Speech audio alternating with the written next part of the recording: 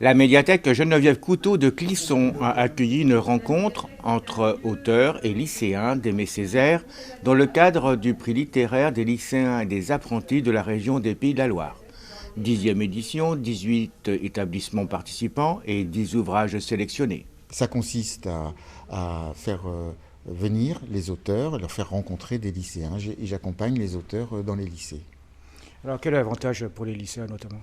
Alors c'est de découvrir vraiment la littérature contemporaine, la littérature qui est en train de se faire, en rencontrant les auteurs, en lisant des livres qu'ils n'auraient pas lus naturellement. Ils ne seraient pas allés vers ces livres-là. C'est pas vraiment dans le cadre scolaire, alors c'est sur leur temps de lycée bien sûr, mais c'est pas compris dans leur scolarité, disons, c'est vraiment quelque chose en plus. D'ailleurs on les voit qui arrivent là. Et comment est-ce que vous pouvez les inciter justement à lire et à rencontrer? Eh bien, alors, rencontrer, ça, ils n'ont pas le choix, hein.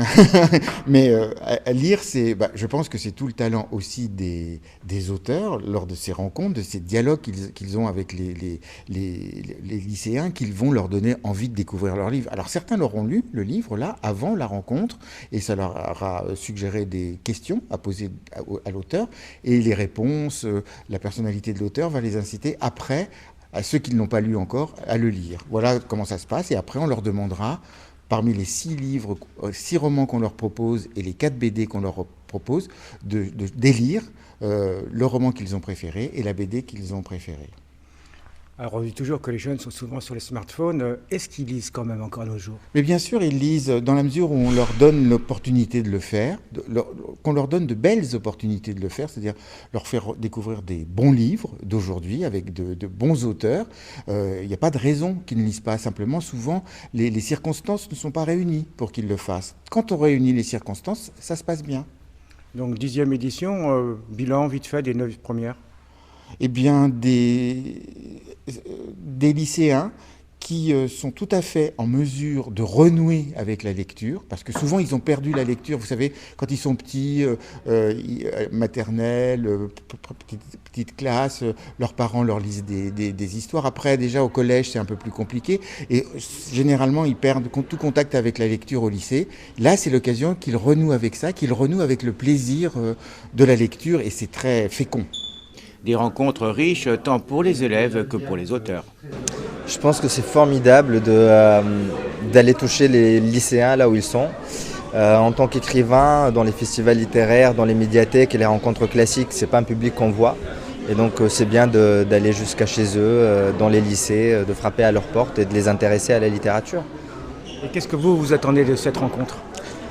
Moi j'attends beaucoup de choses. J'attends de recevoir leur énergie, j'attends de recevoir leur interrogation. Ils ont soif.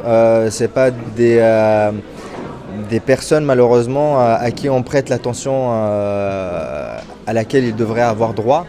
Et je trouve qu'il faut multiplier ces initiatives-là. Il faut plus d'artistes dans les écoles, il faut plus les écouter. Ils ont beaucoup de choses à nous dire, à nous apprendre. Et on a tendance à les marginaliser et marginaliser leur voix. Et justement, c'est l'objet même du livre que j'ai écrit.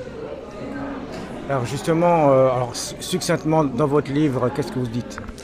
En fait, c'est un adolescent qui se révolte contre la société patriarcale.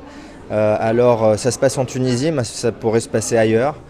C'est un livre qui pose le débat sur cette voix des jeunes qu'on refuse d'écouter. Un des exemples les plus criants, par exemple, c'est celui de Greta Thunberg qui met les dirigeants du monde face à leurs responsabilités et qu'on ne trouve pas mieux à lui dire à part retourne à l'école et ferme ta bouche. Alors bien sûr, il y a d'autres solutions. Bien sûr, c'est le monde leur appartient. Ils ont autant de choses à exiger que les adultes. Et même aujourd'hui, voir comment la classe politique se comporte envers les jeunes qui sortent manifester contre la réforme des retraites, par exemple, en leur disant pourquoi vous y allez, c'est pas un sujet qui vous concerne.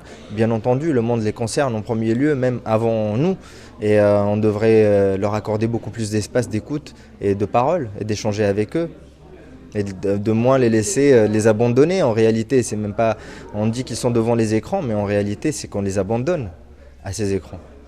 Les élèves du lycée d'Aimé Césaire rencontreront 2 autres auteurs avant leur vote.